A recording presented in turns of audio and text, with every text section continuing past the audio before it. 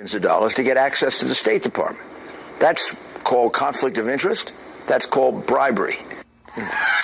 Rudy Giuliani last hour suggesting quid pro quo. Newly released emails suggest perhaps the power of the State Department was used to show favoritism to donors of the Clinton Foundation. My next guest wrote the book Clinton Cash. It's newly released as a graphic. The film itself is live in Tallahassee. Peter, good morning to you.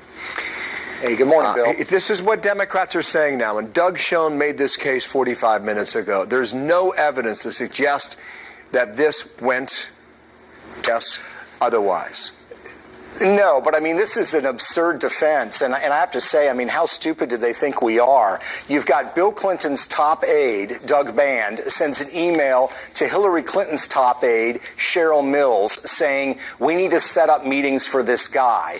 And the Clinton defense is, well, Hillary herself didn't actually get involved, so this isn't a problem. I mean, this is what top aides do. This is how the system is greased. So the defense that Hillary herself did not set up a meeting with Gilbert Chagoury, with the U.S. ambassador to Lebanon, is beside the point. This is precisely the problem that I highlighted in the book, and that I think now the emails are confirming. Who is Mr. Chagoury?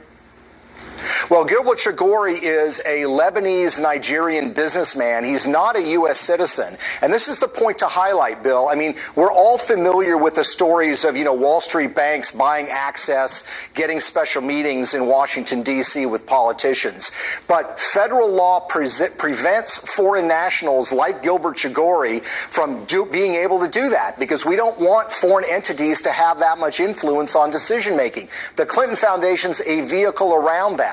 Gilbert Chagoury gives money to the Clinton Foundation.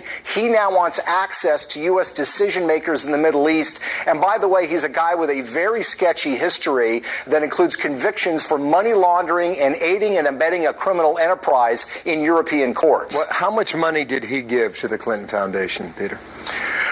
Good question, Bill. He's donated between $1 and $5 million.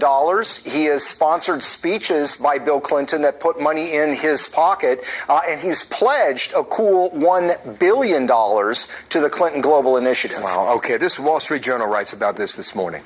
On screen, quote, does anyone think Mr. Chagoury would get a meeting with a senior State Department official if Mrs. Clinton wasn't secretary or if he had not given to the Clinton Foundation? This is another example of the Clinton business model of using political influence to get rich and further advance their political careers, end quote. What they would say is this is just how business works. You fire off an email or you make a phone call, and it's no different in government than it is in politics, than it is in accounting or Wall Street, or pick your profession. Yeah, well, if you look at the email from Doug Band to Cheryl Mills, he says, Chagoury wants this meeting, and Mr. Chagoury is, quote, very important, end quote, to us. Why is Gilbert Chagoury very important? He's not an American citizen. He's not an American businessman. This is a foreign national, a foreign oligarch who lives in Nigeria, a very corrupt political culture in which he plays, and he's getting access. So yes, this is how the game is played, but it's basically been played by Americans before. The Clinton Foundation now gives oligarchs in Nigeria, in Russia, all around the world access to U.S. decision makers precisely because they are, quote, very important to the Clintons because they are putting money in their pockets. Quickly, 44 new emails this week. How many more do we I think there's going to be a lot more. I think there's going to be hundreds, if not thousands, and kudos to Judicial Watch and Citizens United. They both have been litigating these cases, and it's only because federal judges are forcing the State Department to release these emails that they're actually coming out. Peter, thank you for your time. Peter Schweizer down there in Tallahassee, Florida. Clinton Cash. Thank you.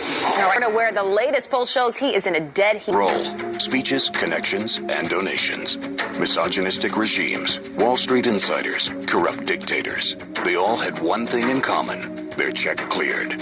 The Clintons are now worth in excess of $100 million. It was not easy. Could have fooled us. Rebuilding America Now PAC is responsible for the content of this message. And on that as well. Mike Pompeo was on with Abby a moment ago. And the question is, what would the incentive be? Draw on your Pentagon experience here for a moment.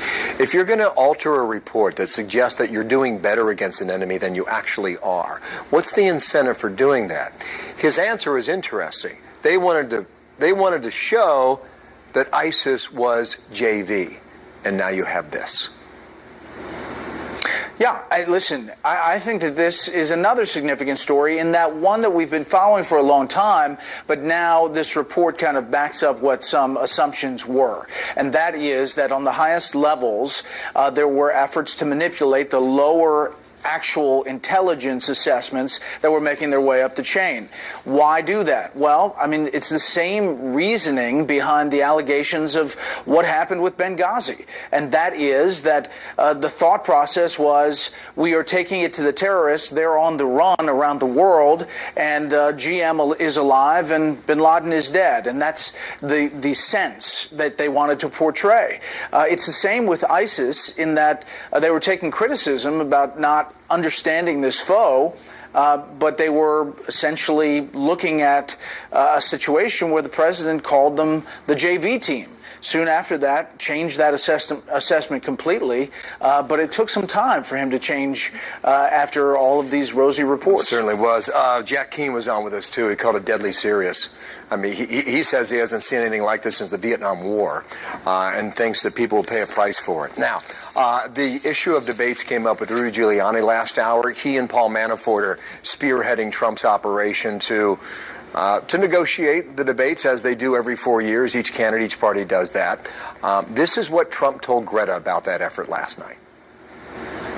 I want to do the debates. I don't think they should put them opposite NFL games, because I think that's really unfair to do that. And, I probably Hillary Clinton would like that, but I don't think they should be opposite NFL games. And I want to see a fair moderator, and whatever else we'll look at. But certainly I want to do the debates. So he's going to do them. He'll do 3, I do believe. That's what the schedule calls for now. I don't know if they move them or move the NFL game.